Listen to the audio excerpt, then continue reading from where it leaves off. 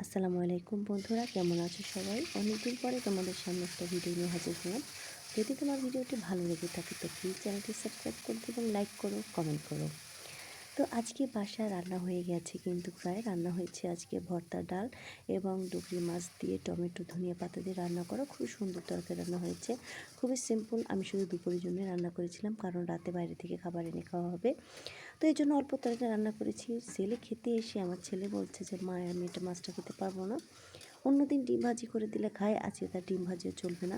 এখন কি আর করা, ফ্রিজে কিছু চিংড়ি মাছ ছিল, চিংড়ি মাছটাকে বের করে আমি 2টা আলু কেটে চিংড়ি মাছটা ভুনা করে দেবো আমার ছেলের জন্য। তো দেখো, আমি এমনই একজন মা যে আমার ছেলে মেয়ে যে কোনো সময় যে কোনো আবদার করলে, যদি সেটা আমার সাধ্যের মধ্যে থাকে বা হাতের নাগালে থাকে, আমি সেটা কষ্ট হলেও আমি সেটা করে দেওয়ার চেষ্টা করি সব সময়ের জন্য। এটাই অবশ্য তারা আমার এই দুর্বল পয়েন্ট পেয়ে গেছে যে বললেই মা করে দেবে। এভাবে আর কিছু করার নাই। আমি আসলে সন্তানদের কাছে অনেক অনেক অনেক দুর্বল। তো দেখো, আমি তোমাদের সাথে কথা বলতে বলতে আমার রান্নাটাও কিন্তু হয়ে গেছে। কেমন লাগলো তোমাদের চিংড়ি মাছ ভুনাটা? এই যে দেখো, ভর্তা, ডাল এবং মাছ, ভাত, চিংড়ি মাছ ভুনা।